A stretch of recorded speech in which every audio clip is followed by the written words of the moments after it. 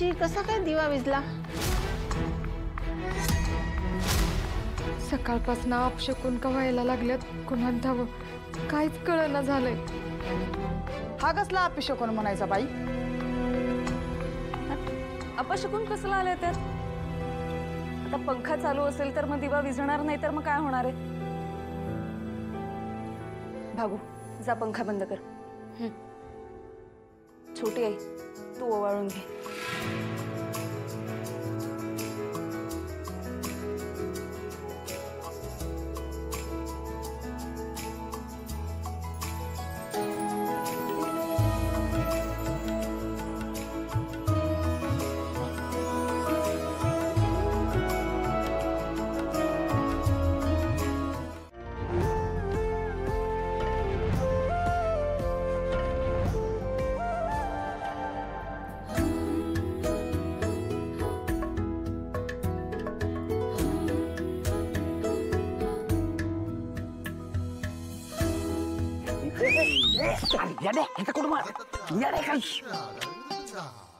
काजू पुढे तुम्ही काय इथं करताय?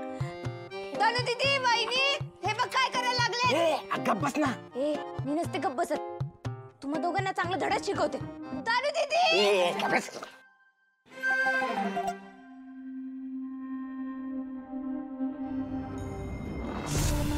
ओ मालनबाई, अहो ढोळ जेवणाचा कार्यक्रम काय असंच करणार का काय? हा, गाणं नाही, फुगड्या नाही, काय नाही.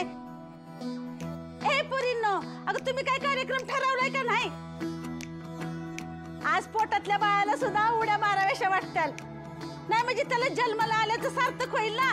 असा कार्यक्रम करत भन्नाटच. हा, अगदी असाच होणार आहे. तुम्ही बघाच कार्यक्रम कसा ठरलाय ते. फक्त थोडासा वेळ द्या. छोटी आई,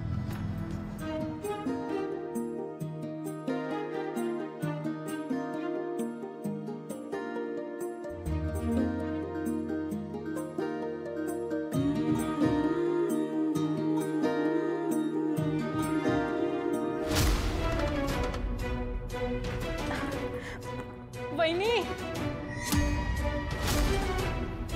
तेजू, अक्का, तेजू काय झालं? मला खूप गरगरल्यासारखं होतंय आणि पोटात कसं तरी होतं आणि श्वास पण कोंडल्यासारखा वाटतोय. खूप अनइझी होतंय का? एवढ्या वेळ पण आराम नव्हता.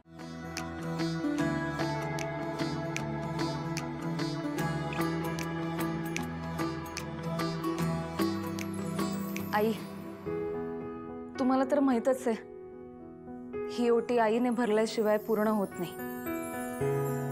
त्यामुळे हा मान तुमचा आहे. तुम्ही प्लीज तेजूची ओटी भरा. तेजू, अगदी गौराईसारखी दिसतेस बघ. तुला कोणाची नजर नको लागायला. थांबा.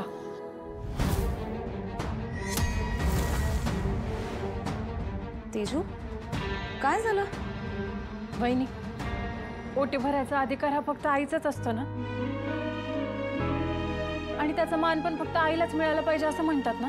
हो, खरंय. मग आजवर जिने खऱ्या अर्थाने माझं आई पण वाहिलंय, ती व्यक्ती आज इथं का नाहीये? वहिनी, मला दादा पाहिजे. दादा नसेल तर या कार्यक्रमाला काहीच अर्थ नाही. तुम्ही प्लीज त्याला बोलवा ना.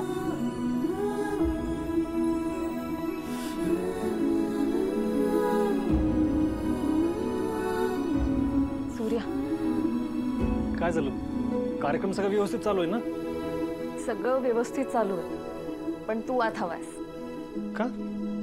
तेजूची ओटी भरली जात असताना तिला तिची आई तिकडे हवी आहे.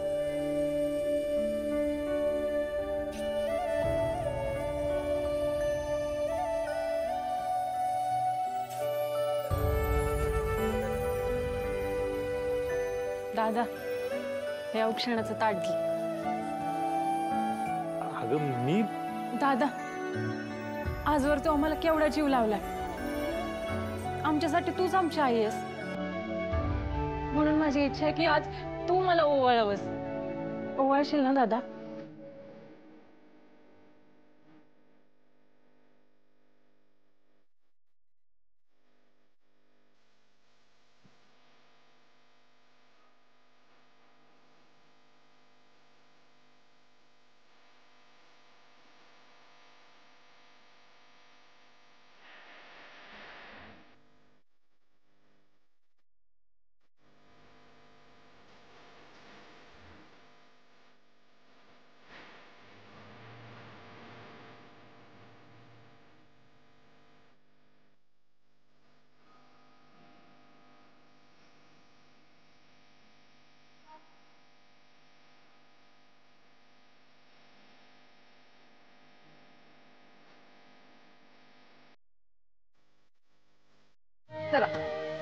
ओटी भरण्याचा कार्यक्रम पूर्ण झाला.